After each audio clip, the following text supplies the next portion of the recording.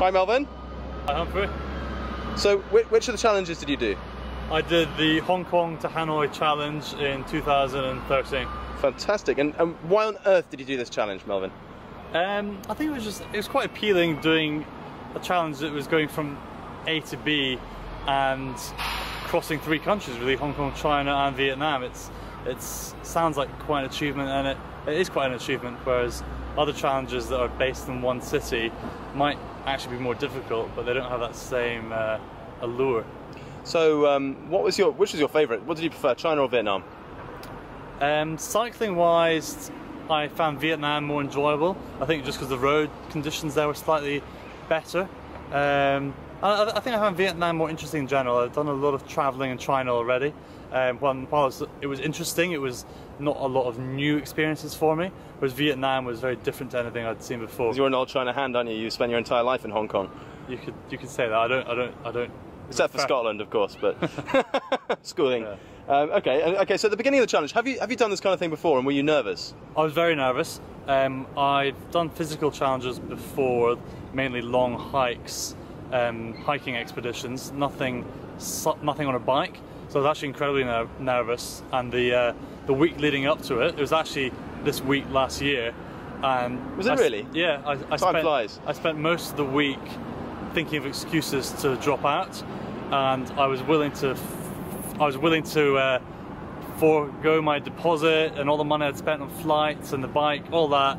I was so nervous about cycling on roads, and all the dangers and things that could possibly go wrong were really stressing me out. So I was ready to pull out, but I didn't have a good enough excuse. So that's probably the main thing. Was there a moment where you suddenly felt at ease with it all?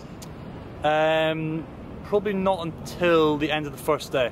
The first night, the night before we started, I was really nervous. The first morning, I had no idea if I'd be able to keep up. I was nervous about the Chinese roads, but as it turned out, the Chinese roads are so wide and the drivers are so used to bikes that there's actually a lot better cycling there than it is in somewhere like Hong Kong or London, where there isn't really space for cyclists, and cyclists are much more of a nuisance. Whereas in China, they're an important part of the road. They're used to it, right? They're an important part of the road system, yeah. And quite rightly so. Fantastic. Okay. What was the hardest thing about doing this trip? This challenge?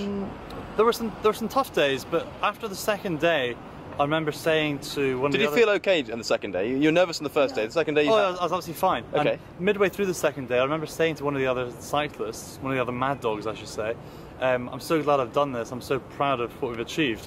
And she said, what are you talking about? We're only 2 days into it. But at that point I knew that we were going to finish it. Barring any accidents, I knew that physically I was going to make it.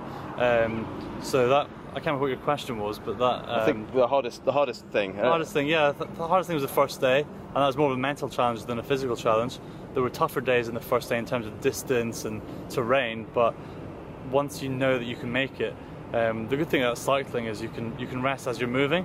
When you're doing hikes or runs, if you're knackered, you have to stop, and it's very hard to get going again. Whereas on a bike, you might be knackered at the top of a hill, you've then got a 3-kilometre downhill to rest on, which... Glorious descent. Yeah, I found pretty satisfying.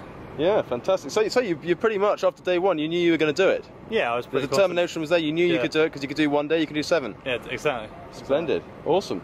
And did you find it satisfying, the challenge? Was that a big part of it? Definitely. It was the most satisfying achievement I've ever done, certainly in terms of sort of physical achievements. I've done sort of half marathons, 10k runs, very long hikes, but none of them I think are quite as rewarding as doing, what is it, 1,200 kilometers in 7 days? Yeah, about 1,200. Yeah, I've done nothing in comparison to that, so it's definitely my proudest achievement in terms of physical endeavours. That's great to hear. And anything surprising? Anything you didn't expect? I was surprised that the roads in Vietnam were better than the roads in China. Obviously you don't pay much attention to such things when you're a normal tourist, but when you're spending hours and hours on a road, the quality of the surface makes a big difference. You become a connoisseur. So yeah, I was also surprised you sent us through a mud dirt track on the last day. That was unintentional. That won't happen. That won't happen next year. Yeah. You live and learn. I was the guinea pig. We were the guinea pig trip, so that's fine. And anything particularly funny happened on the trip? I think I was new to, because I wasn't an experienced cyclist, I was new to cycling with clips where your shoes clip into the pedals. And on the first day... Unlike these shoes. Yeah, not like these shoes, normal cycling shoes. So you're clipped in. It takes a bit of getting used to, just clipping in and out. And we're crossing the Pearl River on a car ferry, and we cycled on. And a very small crossing, I might add. Yeah, I was quite, yeah, just 10 minutes, was it? Yeah. And we were quite excited that we finally reached the river. We're crossing the river. I forgot to unclip, came to a stop, but then instead of putting my feet down like you do normally on a bike, I slowly fell down. Quite embarrassing when it was still the first day and I was still getting to know everyone. And there was about 100 Chinese drivers watching me slowly fall. So, at the front? At the front, so I didn't hurt myself, but... We should have had a video out, shouldn't we, really? I hurt my pride, that's for sure. Brilliant. Love it. Okay, so if someone else is going to come and do something like this, what would you say to them? Yeah, just do it. If you can ride a bike, then you're fit enough to walk around. The level of fitness, obviously basic fitness is required, but you don't need to be super fit. I wasn't super fit then, well, not at the beginning, and you were at the end. I was at the end. Oh yeah, I lost a lot of weight doing that. Didn't do a lot of training. I did about 2 or 3 days out on Lantau cycling from the airport to Disney.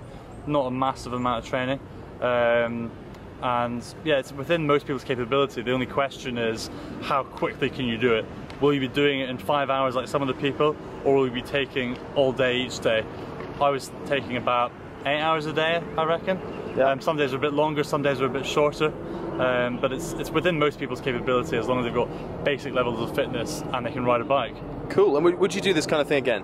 Oh, definitely. Yeah, it's just a case of finding time in the diary to do it, because it's obviously some of the long expeditions they take about a week out of your calendar. But if I could find the right day, I'll definitely do it. I'm a bit annoyed that I can't do the Hanoi to Bangkok next week, because that would be a continuation of where I left off. But maybe that's one for next year. Good stuff, man. Well, thanks very much for telling us your story. Yeah, thank you.